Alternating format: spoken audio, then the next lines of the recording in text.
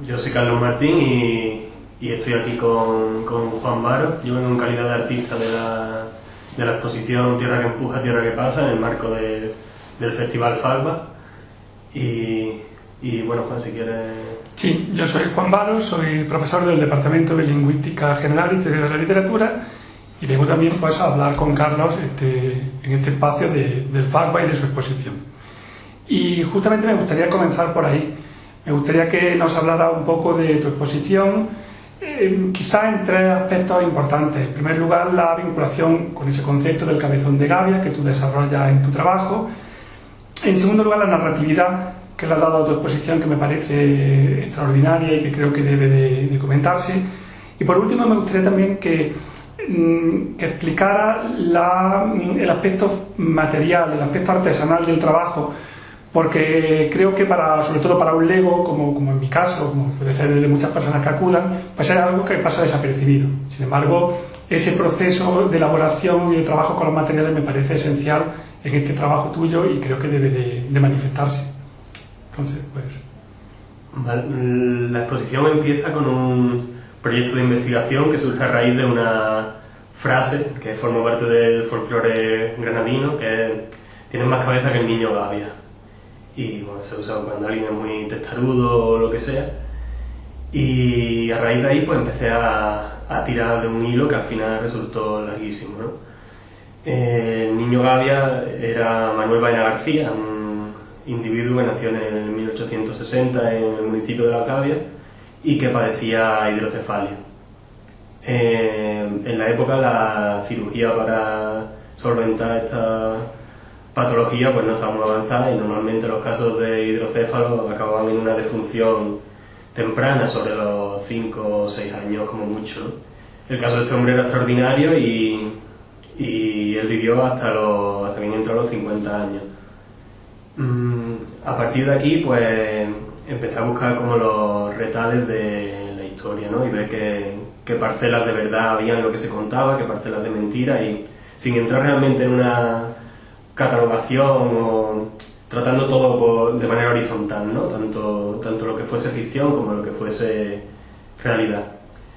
De él se cuenta que un profesor, un médico de la Universidad de Granada se fijó en su caso y lo consideró extraordinario y le dijo que si le parecía bien que a cambio de una pensión vitalicia él, al morir, donase su cráneo, ¿no? Y se cuenta que aceptó, que vivió cómodamente y que a día de hoy pues su cabeza está guardada en la Facultad de Medicina. Al hilo de esta historia pues yo fui a la facultad, al Departamento de Antropología Física, que lo lleva Miguel Botella. Me gustaría mandarle un saludo desde aquí porque él ha sido también parte de este proyecto y aunque no pueda estar aquí en este momento, darle todo mi agradecimiento. Y efectivamente el cráneo lo tienen allí en una vitrina, ponía incluso con una cartela, ¿no? Cabezón de Gavia, tal, pero hablando con Miguel me dijo que una forense italiana le hizo un análisis y se acabó datando el cráneo de una fecha mucho posterior a la defunción de Manuel Baena, ¿no? Por tanto el cráneo pues de otro individuo con hidrocefalia, pero que no era suyo. Por simple oralidad y relato se acabó diciendo, allí está el cabezón de Gavia, el cabezón de Gavia.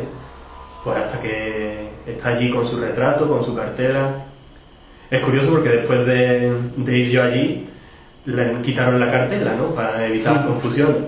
Que eso me enfadó un poco porque precisamente es un motivo por el que mucha gente podría visitar, ¿no? Yo mismo he llegado a ese sitio y no habría conocido nunca si no fuera por esta historia, ¿no? Así que ahí ya empezaban a saltar estos matices de conjunción entre ficción y realidad, que son los que han ido marcando todo el proyecto. Miguel me contó que esta historia de la pensión vitalicia era una patraña, ¿no? Que Manuel Baena pues, era un vagabundo que pedía en Puerta Real y que pues nadie se acordó realmente ni de él, ni de su cabeza, ni de nada, ¿no? Era la mofa pública y acabó muriendo en la indigencia y en el anonimato, ¿no? Pero bueno, yo me sirvo de esta historia y sobre todo de las carencias que tiene, ¿no? Porque al final la única evidencia que hay es pues, de que este hombre existió y nació. El resto es un añadido que por X o por Y se le ha ido sumando. Entonces yo intento suplir estas fallas o estos huecos con imágenes, con objetos, con conjunciones de situaciones que yo creo que se imantan o que chocan de alguna manera con los temas que va tratando su historia. Y en este otro bloque que hablábamos de la narratividad de la exposición, me gustaría que hicieran una pequeña exposición, un pequeño comentario sobre esta cuestión. Vale, en sala encontramos al principio dos piezas un poco independientes, ¿no? Por un lado está la pieza de los zancos y este molde negativo del cráneo hidrocéfalo, y por otro lado una videoinstalación en la que hay una serie de naranjas y hay una sucesión de un vaivén de un pie que va seleccionando una naranja sí y otra no, dependiendo de las cualidades de la misma, ¿no? Estas dos piezas van un poco al unísono en tanto que son, o las considero más procesuales, ¿no? O de una acción más directa entre el cuerpo y el objeto, ¿no? Y ambas pues vibran en la misma onda, ¿no? Había un tema que circunda toda la exposición, que es la anatomía patológica y cómo esta afecta en determinados contextos. Los zancos son unos zancos disfuncionales, ¿no? Que surgieron a raíz de una pieza que encontré en la colección de anatomía, que fuerzan al pie a virar hacia adentro de manera que sería imposible usarlo. Igualmente la naranja he cogido especímenes especialmente anómalos, ¿no? Con una rugosidad de la piel exterior concreta que también me vibraba al mismo son de todo esto. Luego en la segunda parte de la exposición, y ya en una zona más íntima o más concreta, se desarrolla otra historia completamente distinta en la que hay una narración entre tres piezas principales. Por una parte está la de los pies, luego hay dos ranas unidas, ¿no? Que crean una forma un poco ambigua que no llega a reconocerse del todo, pero son... Yo tengo que decir que me di cuenta que eran dos ranas cuando me lo comentaste, sí. Porque de lejos parece el huevo de alguien, claro, algo extraño. Pero es verdad que tiene uno que buscar el lugar justo desde donde mirar para descubrir esa realidad, ¿no? Es interesante también. Y todo esto sobre yo creo un segundo suelo a partir de baldosas podotáctiles, que son las que estas concretamente se usan en zonas de peligro, ¿no? En los pasos de peatones y tal, para personas ciegas. Me interesaba también generar como un segundo suelo sobre el que colocar estos elementos que de alguna manera llevasen los objetos a una historia ajena o a un mundo que no toca el mismo suelo que nosotros, ¿no? Que las dos piezas anteriores que hemos comentado no son así, por eso las veo más cercanas, ¿no? Esto que pasa en la segunda parte de la sala me parece algo mucho más ajeno y encerrado en sí mismo. Sí, es verdad que la exposición crea un espacio propio que funciona como itinerario. Lo que pasa es que es un itinerario que distancia del lugar del espectador, de la comodidad del espectador cuando entra, que no espera y va de sorpresa en sorpresa, ¿no? Cuéntanos algo más de la materialidad, si quieres, del trabajo artesanal, en el sentido físico que ha tenido tu propuesta. La exposición entera gira en torno a la escultura, ¿no? Y hay, aparte de la historia de este hombre y las relaciones o conjunciones que puedan surgir entre ellas, creo que hay un interés por lo tangible, lo escultórico y lo físico que se hace patente, y en el proceso también ha sido,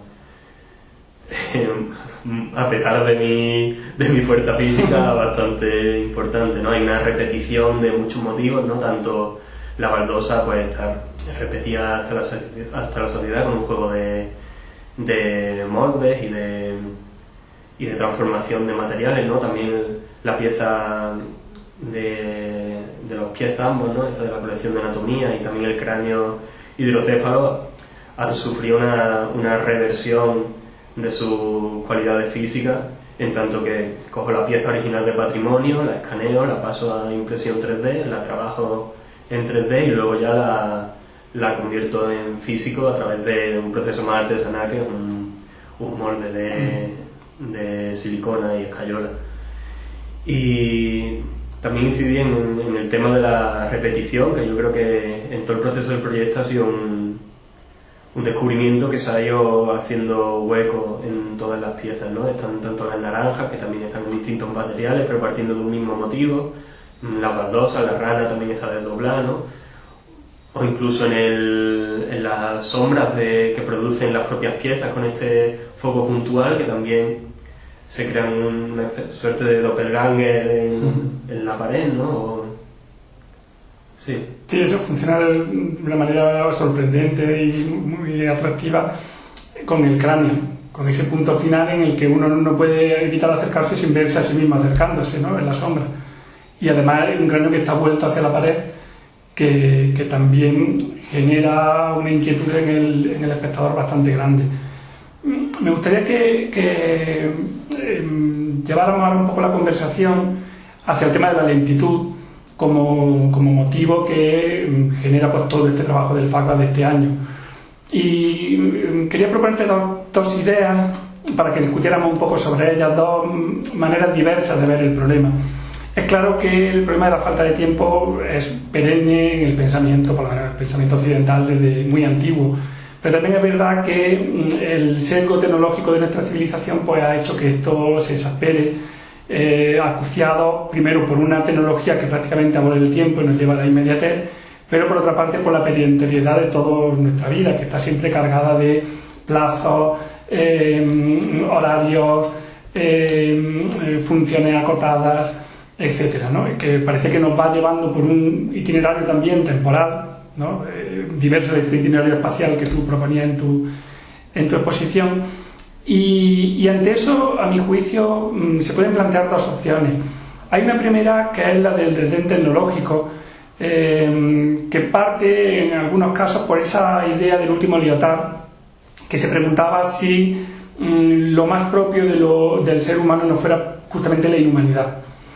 De tal manera que si en las sociedades pretecnológicas el miedo era volver a la bestialidad, ¿no? Y ahí tenemos pues todos esos monstruos, mitad seres humanos, mitad animales, del que el hombre lobo o el minotauro son los ejemplos quizás más sobresalientes, pero quizás en la época en la que nosotros nos encontramos el miedo es ir hacia una post-inhumanidad disfrazada de transhumanismo, ¿no? Del hombre máquina que asume también esa falta de temporalidad de la propia máquina, ¿no?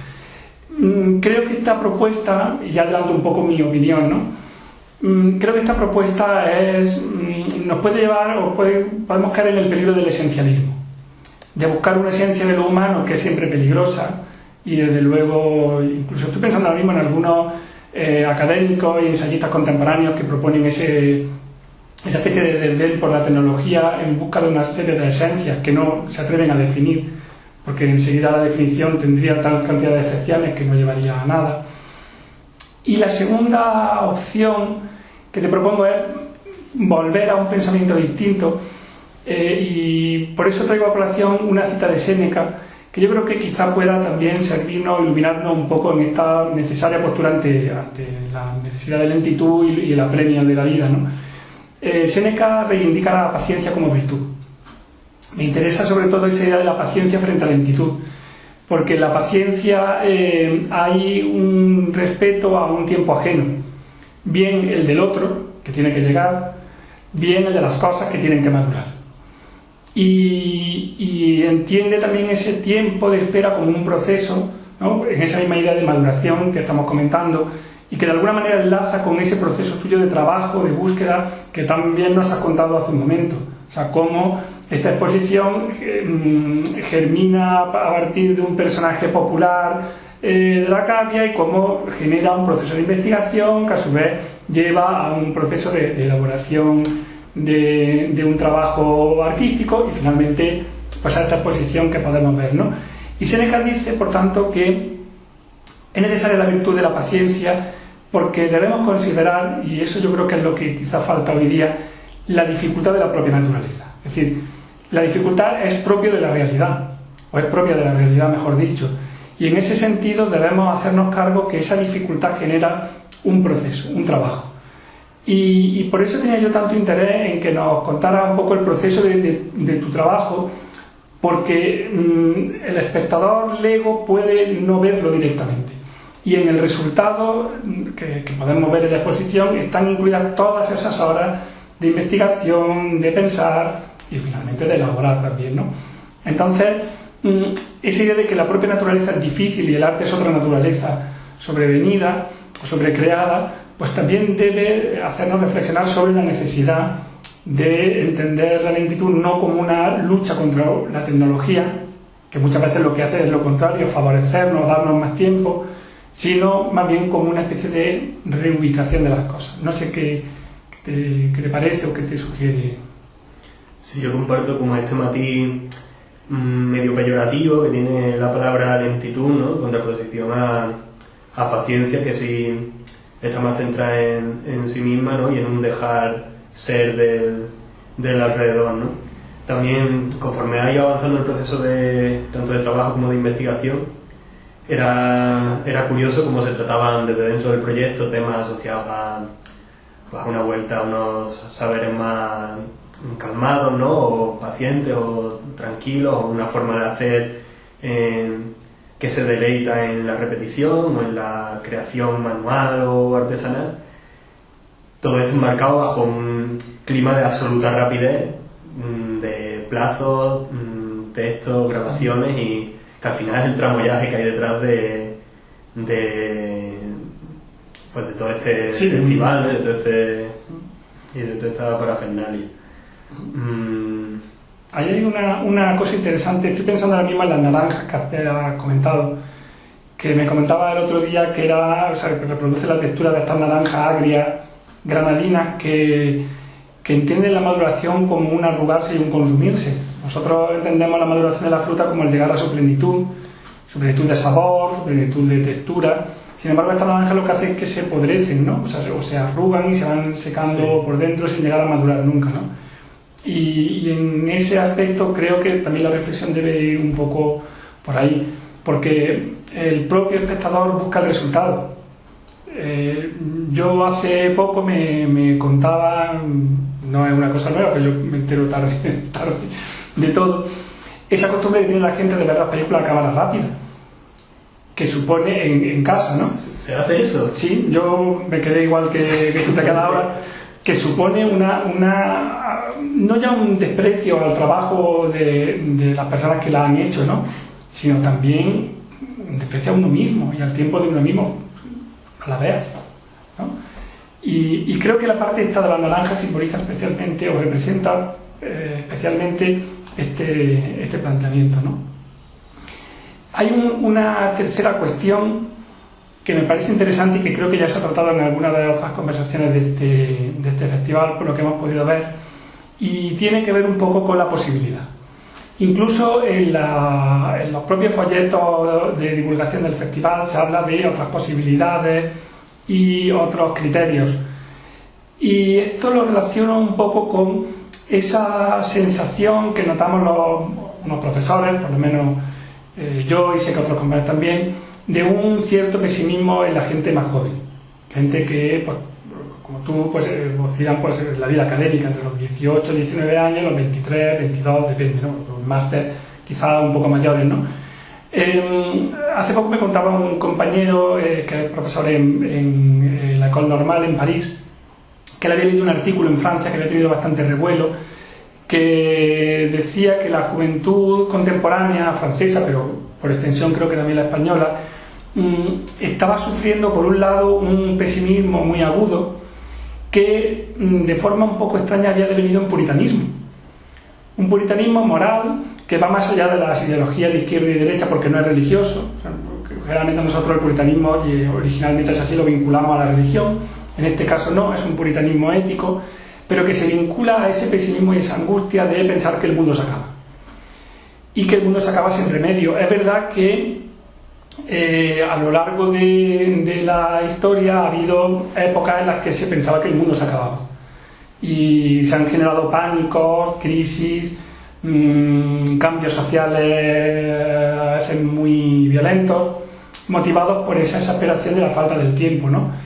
Digamos la idea de que estamos viviendo una especie de prórroga, ¿no? Que el partido ha terminado ya y que lo que vivimos es la prórroga. De hecho, incluso el tiempo de los primeros cristianos es así. O sea, ellos consideraban que el tiempo se había acabado con la venida de Cristo y estábamos ya en la prórroga, que ya era y por eso ellos mismos se imponen unas condiciones de vida tan duras, porque piensan que esto es simplemente el final, ¿no?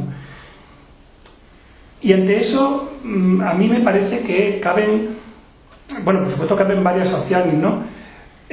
Una que se está generando es la de las utopías. Las utopías en el sentido de no tanto de búsqueda de un futuro mejor, sino de un regreso a un pasado que se considera mejor que el nuestro. De hecho, la ciencia ficción, digamos, abunda un poco en ese campo, ¿no? Y me gustaría, porque hemos comentado otras veces la novela esta de Dr. Blood Money de Philip Dick, me gustaría saber tu opinión al respecto. ¿Qué te sugiere? ¿Cómo lo ves? Sí, esta novela hay primero que funciona muy como a trompicones, ¿no? O a escalones, porque te sitúa en un tiempo que en principio yo por lo menos no terminé de entender muy bien si era pasado o futuro, o ya un futuro pasado, ¿no? Pero bueno, en el que hay ciertas cosas bastante arcaicas, pero luego hay otras cosas muy avanzadas tecnológicamente, ¿no? Pero en la primera parte todo es más estable o menos cantoso, ¿no? Hasta que de pronto llega una serie de capítulos en los que ya cayó la bomba, ¿no? Entonces ya el mundo ha vuelto a una parcela mucho más primaria. El personaje de Stuart McConaughey que está comiéndose una rata debajo de sí, unos escombros, ¿no? Sí, porque vuelven a una vida pretecnológica que supone también una especie como del siglo XIX, con la frugalidad que supone una economía pues, prácticamente no industrializada, y que viven pues, en un contacto con una naturaleza que no siempre es amable, ¿no? Esto sucede también en otras especies de utopía conflictiva, como las novelas de Ursula Le Guin o incluso en alguna cosa de Samuel Delany, aunque creo que va por otro ámbito. Pero es interesante ver cómo incluso a nivel político hoy día se ha generado esa fascinación por una utopía que supone un regreso o una vuelta atrás a ese pasado, ¿no? Yo personalmente creo que la solución sigue estando en el futuro y que sigue estando en ese ideal ilustrado de la educación. En ese sentido me interesa mucho más los procesos formativos que lleven a donde lleven, los procesos creativos, que el brusco salto en cualquier dirección, y más si es en una dirección hacia atrás. Y en este libro también, como cuando ya está más entrada la historia, ¿no? Distintos personajes como que viven en una eterna nostalgia de un pasado que en este momento ya es futuro, ¿no? Y tenemos al personaje Andrew Gill, creo que tenía como una fábrica donde manufacturaba cigarros y un derivado del whisky. Sí. Y vemos como este ansia por volver a automatizarlo, ¿no? Y continuamente lastimándose por lo lento que produce, ¿no? Y que lejos de volver a generar una utopía desde este pasado, se vuelve a caer en una nostalgia del futuro, ¿no? Una nostalgia hacia adelante. Me gustaría, para terminar, volver a la exposición y que nos explicara un poco ese espacio que has creado la exposición como espacio a caballo entre lo utópico y lo distópico, es decir, resumiendo un poco todo lo que hemos hablado, ver cómo el espacio que tú creas se sitúa, digamos, en un margen frente a todo esto, ¿no? Especialmente con la cuestión de las baldosas, esas baldosas deformadas que se niegan a crear un camino, porque para ir de una pieza a otra tienes que ir por un vacío, que es el propio suelo de la sala, pero que sin embargo permanecen como islotes de sentido dentro de la propia exposición, del propio montaje de la exposición. Claro, estaba esta idea que he comentado antes de generar otro suelo, ¿no? Y en el momento en el que generas otro suelo, pues generas otra parcela de mundo y otra parcela en la que suceden cosas.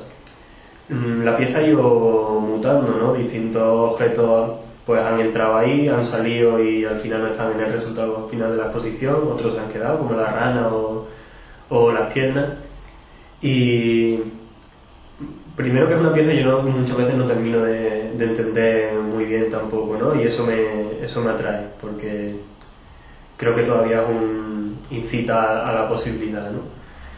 pero sí, observándola externamente me parece como una opción de mundo distinto, ¿no? Es un mundo otro en el que hay unas reglas que no terminamos de conocer, aunque estén vinculadas a algunas que sí conocemos, como es la propia rana de este juego de las monedas o la baldosa que nosotros entendemos para ciegos, pero sí se genera un espacio que también lo comentamos otro día, que no llegaba a proponer nada, ¿no? No llega a proponer una solución a un problema, no llega a proponer una utopía como tal, sino una situación distinta que no entra en categorías, que es independiente y que vive en una parcela hermética que nosotros observamos desde fuera.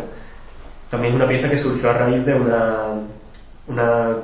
suceso que encontré yo en la calle, que es que había una planta de casi 1 metro que había crecido en un suelo de baldosas podotáctiles, ¿no? Entonces, al llegar el sol de las 2 de la tarde generaba una sombra genial, ¿no? Con todo detalle de las flores y de las hojas sobre este suelo de ciego. Y yo pensaba, qué forma más triste, ¿no? Porque yo la veo desde fuera en un suelo que no es el mío y un ciego que pisa ahí pues nunca va a llegar a verla, ¿no? Sin embargo, es interesante por sí misma, ¿no? Me parece que con estas piezas pasa un poco lo mismo. Sin duda, sin duda. La imagen de la planta creciendo en la baldosa es muy poderosa. Pues nada, Juan, muchísimas gracias por acompañarme, también por haberme acompañado durante el proceso, porque nuestras conversaciones a mí por lo menos me han suscitado posibilidades nuevas dentro de estas piezas, ¿no? Introducir también el mundo de la ciencia ficción, también ha ido de la ficción especulativa, temas que estaba yo tratando antes, pero ya tratarlos directamente con una persona que además es aficionada y que se deleita en el género, pues es maravilloso. Así que nada, solo agradecerte que estés aquí Sí. No, yo te lo agradezco a ti también porque, primero por permitirme participar del FACMAN, que me parece una idea extraordinaria, una iniciativa muy potente, luego por conocernos desde luego y sobre todo por conocer tu obra, que me parece verdaderamente extraordinaria y creo que la debe conocer pues todo el mundo, como es lógico. O sea que muchísimas gracias. Muchas gracias, Juan. Estupendo.